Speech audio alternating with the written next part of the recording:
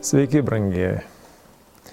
Labai miela ir džiugu, kad žiūrite, labai miela ir džiugu, kad domitės tuo, kas yra amžina, tuo, kas yra patikima, kas išlieka, o tai yra Dievo žodis, kuris nepraeina, kuris nesibaigia. Mes gyvename pasaulyje, kuriame viskas labai greitai keičiasi, labai greitai kinta. Pasaulyje, kuriame nėra pastovių dalykų, kuriuos galėtume atsiremti ir manyti, jog jie laikys, manyti, jog jie mus užtikrins mums patikimą rytojų ir panašiai.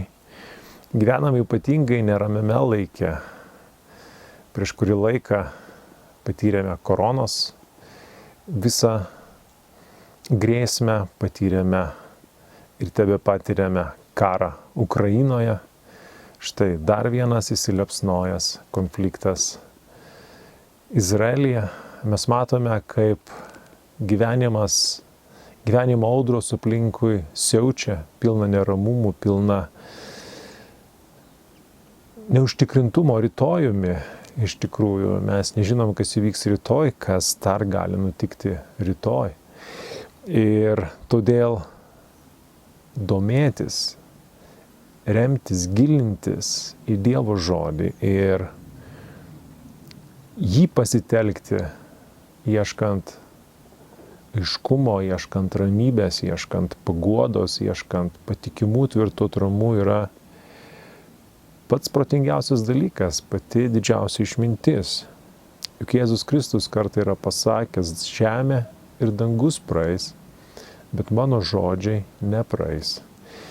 Jėzus savo žodžius vadina kaip patikimus, kaip išliekančius, kaip vertus pasitikėjimo žodžius. Ir tas, kas žvelgia jo žodžius, tas, kas gilinasi į juos, tas, kas mokosi iš jų, tas, kas leidžiasi nukreipiamas, vedamas, ganomas šių žodžių, yra išties išmintingas žmogus, išties susigaudantis tikrovėje žmogus. Ir todėl džiaugiuosi, kad štai ir mes turime tokią galimybę vėl ir vėl versti šventąjį raštą, skaityti jį, aptarti jį, bandyti suprasti jį ir taikyti, mokytis taikyti savo gyvenime. Ir šiandieną mes skaitysime Morkaus Evangelijos 11 skyrių. Jeigu turite Bibliją, atsiverskite ją drauge, atraskite internete, skaitykime drauge ir gilinkime, skaitykime iš eilės, eilutę po eilutės ir pabandykime Dievo padedami suprasti, kasgi čia sakoma, apie ką eina kalba ir ko mes galėtume šiandieną pasisemti. Pirma eilutė: prisiartinęs prie Jeruzalės, pro Betfagę ir Betaniją ties Alyvų kalnu, Jėzus pasiuntė 2 savo mokinius, liepdamas: eikite į priešais esantį kaimą ir vos įžengę į jį rasite pririštą asilaitį, kuriuo dar niekas iš žmonių nėra jojęs. Atriškite jį ir atveskite. Galima trumpai paminėti, kad žvelgiant į kitų evangelistų pasakojimą, pasimato, kad šis įvykis, apie kurį čia Morkus mums pasakoja, įvyksta 6 dienos iki Paschos. Tai reiškia, kad ir Jėzui gyventi šioje žemėje beliko nepilna savaitė. Nes būtent per Paschą Jėzus bus suimtas ir nukryžiuotas. Taigi Jėzus kviečia savo mokinius atvesti asilaitį. Kam jam reikia to asilėlio, kam jam reikia to gyvulio, mes tuoj pat ir skaitysime. Jeigu kas nors paklaustų, ką čia darote, atsakykite, jo reikia viešpačiui ir jis ir iš karto jį paleis. Na, jiedu rado pakelėje asilaitį, pririštą prie vartų ir atrišo jį. Kai kurie iš ten stovinčių jų paklausė, ką darote, kam atrišate asilaitį? O jie atsakė taip, kaip Jėzus buvo jiems liepęs. ir tie leido jį vestis. Jie atvedė asilaitį pas Jėzų, apdengė jį savo apsiaustais ir Jėzus užsėdo ant jo. Taigi matosi, kad to asilėlio Jėzui reikėjo tam, kad jis galėtų ant jo joti. Kurgi Jėzus jos ant to asilėlio? Reikia pasakyti, jog tai nebus eilinis jo jojimas tuo asilaičiu. Matosi, mokiniai apdengė apsiaustais, o kitoj eilutėje skaitome daugelis tiesė ant kelio savo drabužius, kiti kirto ir klojo ant kelio medžių šakas. Iš priekio ir iš paskos einantis šaukė Osana, palaimintas, kuris ateina viešpaties vardu, palaiminta mūsų tėvo Dovydo karalystė ateinanti viešpaties vardu, Osana aukštybėse. Taigi mes matome, kad čia jau vyksta visai neeilinis įvykis. Mes pamatome iš šio veiksmo, kad Jėzus yra skelbiamas kaip karaliumi. Karaliumi, viešpačiu, žadėtų Mesijumi, kilsiančių iš Dovydo giminės. Osana, palaimintas tas, kuris ateina viešpaties vardu, tas, kuris viešpaties siųstasis, tas, kuris atstovauja viešpačiui. Osana, išgelbėk viešpatį arba padėk mums viešpatį. Mes matome, kad Jėzuje minia žmonės įžvelgia didįjį karalių. Viešpatį, jis įeina į Izraelio sostinę, į Jeruzalę, didįjį karaliaus miestą, kaip Jėzus jį vadina. Ir dabar mes galėtume paklausti, o kam viso to reikia? Kaip reikėtų suprasti šį veiksmą, šį įvykį? Na, visų pirma, reikėtų jį suprasti, vertinti kaip pranašysčių išsipildymą. Ir pavyzdžiui, pranašas Zacharijas, Zachario pranašystėje 9 skyriuje mes skaitome 9 eilutė, linksmai džiūgauk Siono dukra, šauk Jeruzalės dukra, tavo karalius ateina pas tave, jis teisus ir atneša išgelbėjimą, nuolankus ir joja ant asilo, ant asilės jauniklio. Tai daug pasakanti žodžiai, daug pasakanti eilutė, padedanti mums suprasti, kasgi čia dabar Jeruzalėje vyksta. Pranašas Zacharijas numato keli šimtai metų iki šio įvykio ir pažodžiui nusako, išpranašauja tą veiksmą, kuris čia dabar vyksta, apie kurį mes skaitome. Pasakyta, kad jis joja ant asilo, ant asilės jauniklio. Pažodžiui išsipildo Zacharijo žodžiai. Kadangi šie žodžiai išsipildo, mes galime atkreipti dėmesį ir į visą kitą, ką Zacharijas dar pasako, kaipgi jis apibūdina Jėzų. Ogi, pirmas dalykas, jis sako, tavo karalius ateina pas tave. Taigi Jėzus įeina į Jeruzalę kaip karalius. Izraelio karalius. Ne veltui Pilotas klausė, ar tu esi karalius? Nes jis girdėjo tos kaltinimus, kai žydai kaltino, jog Jėzus vadina save karaliumi. Ir Jėzus patvirtino, taip yra, kaip tu sakai. Ar ne? Ir mes matome, kad Jėzus nevengia šito vaidmens, nes tokia yra tiesa, jis yra karalius. Jis yra didis karalius. Ir Kasgi būdinga šiam didžiam karaliui? Zacharijas sako, jis teisus. Tai reiškia, jis be kaltės, be nuodėmės, jis nepakaltinam, jo negali apkaltinti niekuo. Jis tiesiog teisus, jis nekaltas. Nors, kaip pamatysime, vos savaitai, nepilnai savaitai praėjus, jį kryžiuos, jį plaks, iš jo tyčiosis kaip iš didžio nusikaltėlio. Ir kita savybė, mes matome, jis yra nuolankus karalius. Ir tą nuolankumą išduoda tai, jog jis joja ant asilo, ne ant žirgo, ne ant kupranugario blogiausiu atveju, bet ant asilo. Kasgi joja kaip karalius į didįjį miestą ant asilo?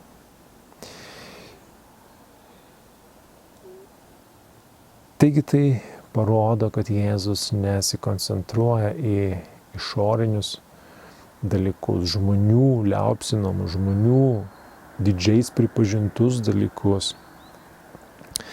Jam nereikia tos žmogiškos šlovės.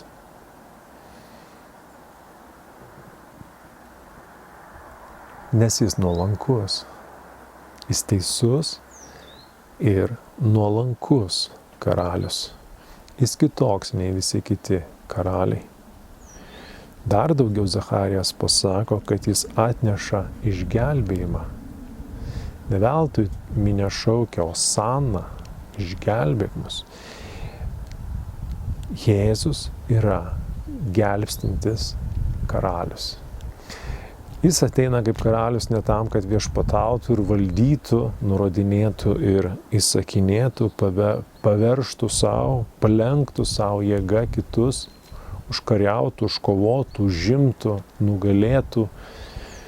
Jis ateina karaliauti meilę, karaliauti pasiaukojimu, karaliauti atsidavimu, tarnauti, kitaip tariant, ką mes ir anksčiau esame kalbėję, kaip Jėzus mokė šio karalystės principo, kas nori būti iš jūsų didžiausias, tebūnie visų tarnas. Ir jis sakė, ir žmogaus sūnus atėjo ne, kad jam tarnautų, bet pats tarnauti ir savo gyvybės už daugelį atiduoti. Taigi čia vėlgi mes matome tą praplečiantį vaizdą, kaip mums šis didis karalius yra apibūdinamas, nupiešiamas. Jis teisus, jis nuolankus, jis gelbstintis, jis tarnaujantis, o kartu dėl to jis didis.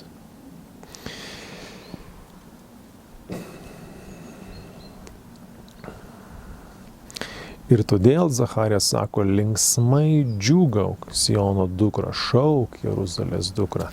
Kodėl? Nes tai yra laimė tau sulaukti šio karalius.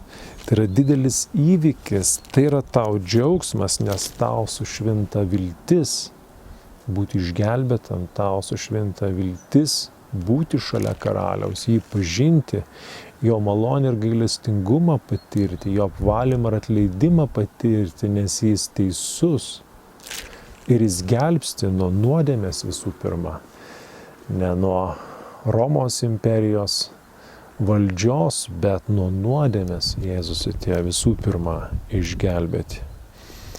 Taigi tai reikšmingas įvykis, apie kurį Morkus mums pasakoja. Jėzaus kaip karaliaus įžengimas į Jeruzalę. Ir mes matome, kaip minia džiugiai jį sutinka, kaip minia skanduoja teisingus šūksnius.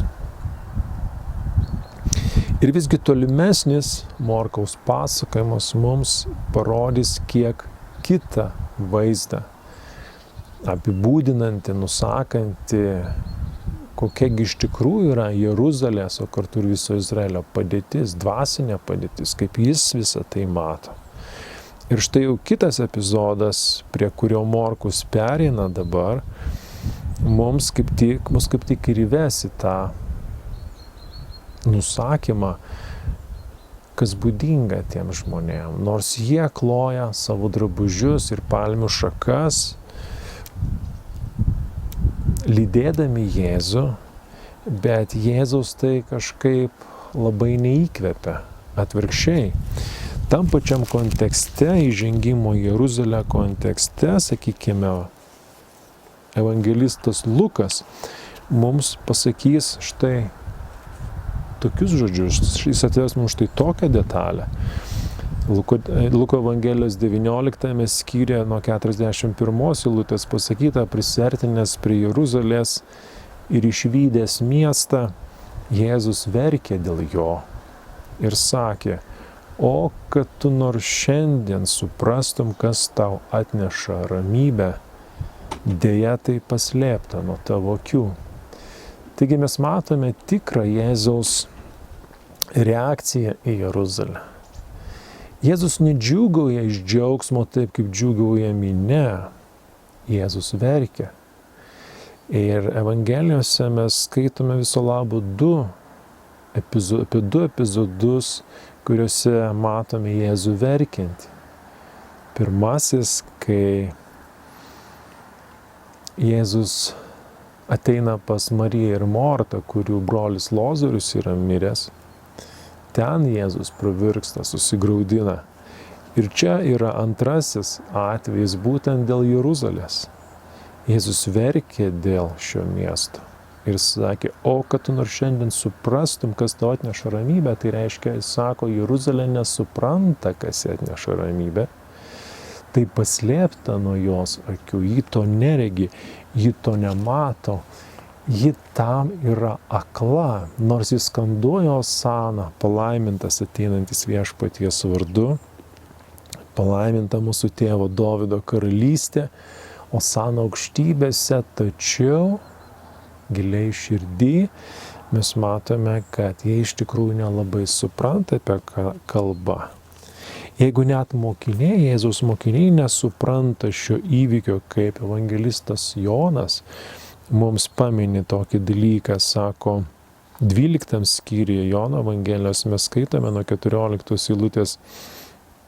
Jėzus radęs asiliuką užsėdo ant jo, kaip parašyta, nebijok Siono dukra, štai atvyksta tavo karalius, sėdėdamas ant asilaičio. Iš pradžių mokiniai šito nesuprato, bet kai Jėzus buvo pašlovintas, arba kai jis buvo nukryžiuotas ir prisikėlė, atsiminė, kad tai buvo apie jį parašyta ir jie buvo jam tai padarę.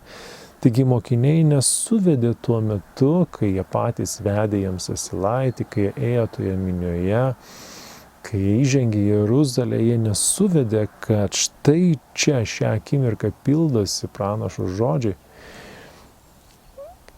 Tik vėliau, kur kas vėliau, jie supranta, kas įvyko ir ką jie jam buvo padarę, kaip sako Jonas. Taigi dabar liudijo minia buvusi su juo, kai jis pašaukė Lozorių iš kapo ir prikėlė iš numirusių. Žmonės todėl ir išėjo jo pasitikti, kad buvo girdėję padarius tą ženklą. Ir čia Jonas mums atskleidžia, kad didžioji dalis tų žmonių, kurie atėjo į Jeruzalę pasitikti Jėzaus, jie atėjo štai dėl šio tikslo. Žmonės todėl ir išėjo jo pasitikti, kad buvo girdėję padarius tą ženklą. Kokį ženklą? Kad Jėzus prikėlė Lozorių iš numirusių. Ir jiems buvo smalsu pažiūrėti, kaipgi atrodo šis pranašas, kaipgi atrodo šis žmogus, kuris prikėlė iš numirusių Lozorių. Taigi mes matome, kad žmonės, kurie dalyvavo šioje eisenoje, kurie skandavo šios didžius žodžius, jie nebuvo visai sąmoningi, jie ne visai tai turi omeny, ką jie kalba. Ir Jėzus žvelgdamas giliau, matydamas širdis, būtent verkia dėl Jeruzalės. Jau nekalbant apie rašto žinovus ir fariziejus, tą dvasinį elitą, kurį mes tuoj sutiksime šiame skyriuje. Ir tai atneš dar daugiau liūdesio. Bet kągi dabar Morkus mums pasakoja toliau? Štai netikėtai jis ima pasakoti apie figmedį. Paskaitykime. 12 eilutė, rytojaus dieną, arba Pabaikime dar 11 eilutę ir paskui pratęsime. Taip Jėzus įžengė į Jeruzalę ir į šventyklą, nes ši eilutė taip pat yra labai svarbi. Taip Jėzus įžengė į Jeruzalę ir į šventyklą. Ir jau čia mes regime užuominą Morkaus apie tai, kad bus kalbama apie šventyklą. Viską apžiūrėjęs, kadangi buvo jau vakaro valanda, jis su 12 išėjo į Betaniją. Taigi mes matome, Jėzus praleidžia dieną Jeruzalėje, vakaregi pastraukė į Betaniją, kur jis prikėlė ten gyvenusi Lozorių. Betanija nebuvo toli, viso labo porą kilometrų nuo Jeruzalės. Rytojaus dieną jiems keliaujant iš Betanijos Jėzus išalko. Taigi kitą dieną Jėzus vėl traukė į Jeruzalę. Pamatęs iš tolo sulapojusių figmedį, jis priėjo pažiūrėti, gal ką ant jo ras. Tačiau atėjęs prie medžio, jis nerado nieko. Tik tai lapus, nes dar nebuvo figų metas. Atsakydamas, Jėzus tarė medžiui: tegul per amžius niekas nebevalgys tavo vaisiaus. Jo mokiniai tai girdėjo. Štai toks atrodo nieko bendra su visu šio pasakojimu neturintis epizodas. Rytojaus dieną Jėzus pasijunta alkanas, nori kažką atrasti ant figmedžio, atrasti figų, kad pasistiprintų. Medis sulapojęs, apstus lapų. Jėzus prieina prie jo, apžiūri. Ir ši detalė, manau, irgi svarbi, nes 11 eilutėje mes skaitome, kad Jėzus apžiūri šventyklą. Čia jis apžiūri šventyklą, o čia jis apžiūri figmedį. Ar nėra tarp to jokio ryšio? Manau, kad tam yra ryšys. Kad Morkus tam tikrais pasitelkdamas tam tikras vaizdinės priemonės, jis kalba apie tam tikras dvasinės tiesas. Taigi Jėzus apžiūri šventyklą, o čia jis apžiūri figmedį. Apžiūrėdamas figmedį, jis ieško vaisių. Apžiūrėdamas šventyklą, greičiausiai Jėzus irgi ieško vaisių, dvasinių vaisių. Ieško bendrystės su Dievu vaisių, tikėjimo vaisių, atgailos vaisių. Jis ieško gyvo santykio su Dievu šventykloje, kuri rašte vadinama maldos namais. Ir čia taip pat už poros eilučių Jėzus tai ir pasakys, kad mano namai vadinsis maldos namais visoms tautoms. Jie reiškia, Jėzus atėjęs į šventyklą, apžiūrinėdamas ją, jis ieško tam tikrų dalykų. Jis tikisi maldos namuose atrasti maldą, besimeldžiančius, tikinčius, ieškančius Dievo. Bet šventykloje jis deja atranda visai ką kitą, jis pamato visai ką kitą.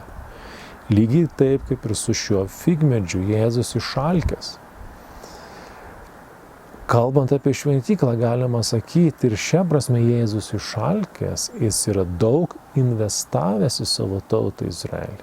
Dievas yra daug investavęs per šimtmečius ir tūkstantmečius į savo tautą. Ir jis tikisi kažkokio vaisiaus, Dievas yra daug nuveikęs, daug padaręs savo tautoje. Ir dabar jis tikisi tikėjimo, tikisi atsidavimo, tikisi ištikimybės iš savo tautos. Ir deja atėjęs į šventyklą, į centrą, to atrodytų pamaldumo, dievotumo centrą. Ten jis viso to neatranda, ko jis tikisi, ko jis alksta. Taip kaip ir tas figmedis, jis turi lapus. Taip panašiai kaip ir ta minia iššaukia Osana aukštybėse. Bet tai viso labo lapai. Taip, šventykla stovi, bet tai viso labo lapai. Taip, šventykla parduodami gyvuliai aukoms. Atrodytų gyvuliai aukoms Dievui, bet tai viso labo lapai. Tai ne vaisiai. Tai ne tai, ko Dievas tikisi ir ieško. Ir kaipgi Jėzus sureaguoja į tą figmedį? Jis jį prakeikia. Tegul per amžius niekas nebevalgys tavo vaisiaus. Kitaip tariant, figmedis praranda savo egzistavimą.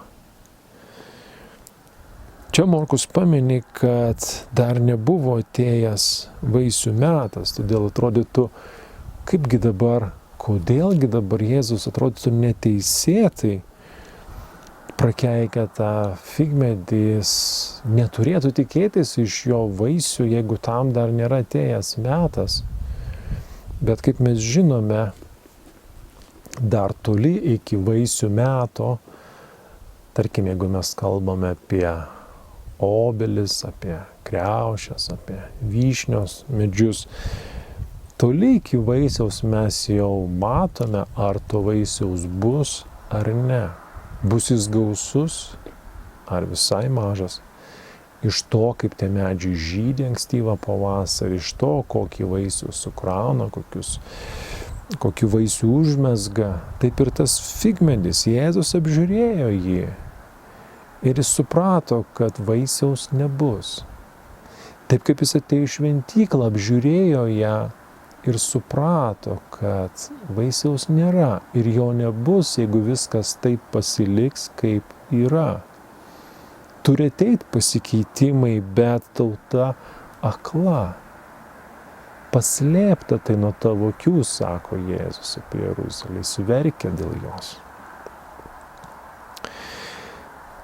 Taigi Jėzus prakeikė figmedį ir tai reiškia, kad ir Jeruzalės, o kartu ir Izraelio laukia nekoks likimas dėl to, kad jis nesubrandina vaisių Dievui.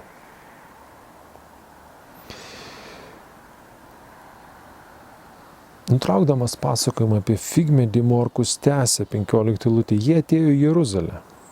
Įėjęs į šventyklą, Jėzus ėmė varyti laukan parduodančius ir perkančius šventykloje. Jis išvartė pinigų keitėjų stalus bei karvelių pardavėjų suolus ir neleido nešti prekių per šventyklą. Štai ką Jėzus atranda šventykloje ir štai kaip jis pasielgia. Jis pamato turgų, jis pamato prekyvietę. Nors ten sakoma, kad mes siekiame gero, mes tarnaujame geram, mes parduodame aukoms gyvulius ir paukščius, karvelius, bet motyvas yra kitas. Motyvas nėra pagarbinti Dievo, motyvas yra daryti verslą, užsidirbti. Maldingumas nueina į antrą planą, ne jis yra svarbiausias. Ir Jėzus tai gerai suprasdamas ir gerai matydamas žmonių motyvus, išstoja prieš tai. Jis nesusitaiko su tuo. Jis priešinasi tam, kodėl? Todėl, kad tai visiškai netitinka pirminės Dievo minties, pirminės Dievo valios, numatytos šventyklai.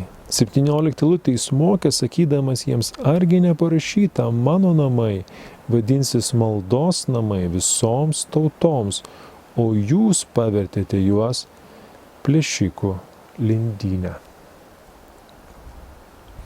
O jūs pavertėte maldos namus plėšikų lindynę.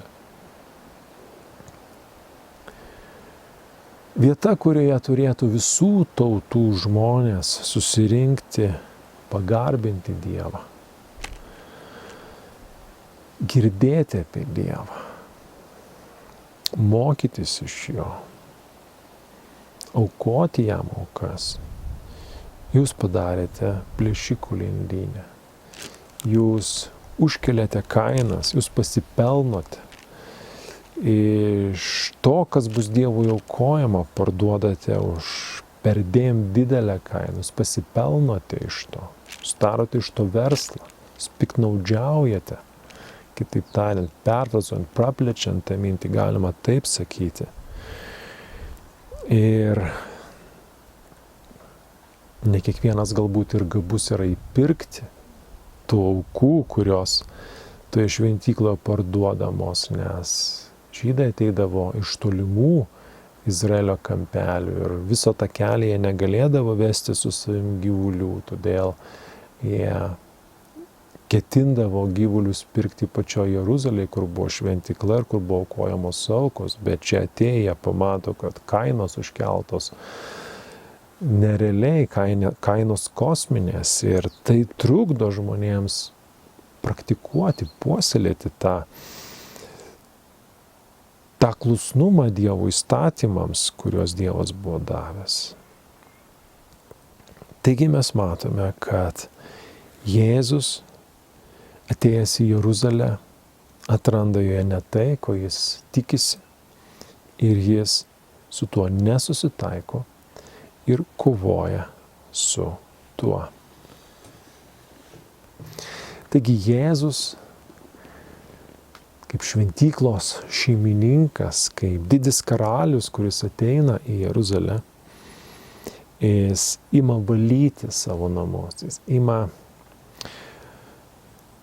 šventinti savo namus, jis bando gražinti pirminę paskirtį Dievo namams. Ir jis turi tam valią, turi tam valdžią, jis gali tai daryti ir jis imasi to. Ir čia mes matome tą nesusitaikymą. Nesusitaikymą su tuo, kas iškrypia, nesusitaikymą su tuo, kas yra atitolę nuo Dievo valios. Jėzus nesusitaiko su tuo. Jis kovoja su tuo. Taip ir mes savo gyvenime, jei mes ištiriame savo širdį, jei mes ištiriame savo motyvus, galbūt mes kalbame teisingus žodžius, galbūt mes išoriškai kitiems atrodome kaip tikinti žmonės, bet patys gerai žinome, kas yra mūsų viduj, kad mus domina kur kas kiti dalykai labiau nei Dievas, malda, Dievo žodis,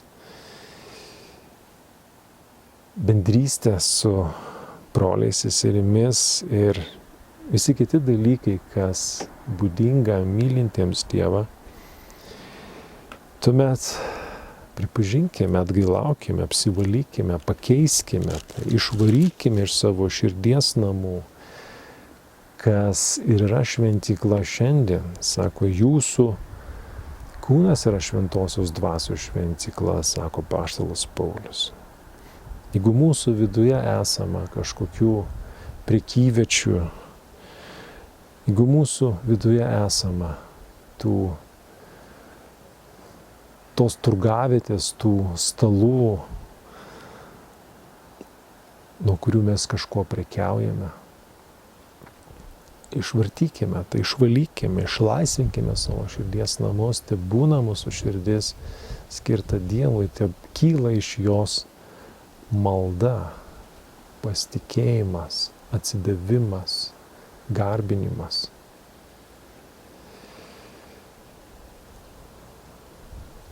Pripažinkime karalių savo širdyje, ne vien išoriškai, ne vien žodžiais, bet nuoširdžiu pasitikėjimu ir atsidavimu jam, garbinimu jo. Čia sustokime, kitoj laidoj mes pratęsime skaityti Morkaus Evangelijos 11 skyrių. Nuoširdžiai dėkoju, kad buvot kartu, kad klausėtės. Įsijunkite kitą kartą, mes pratęsime. O dabar linkiu Dievo ramybės. Sudie.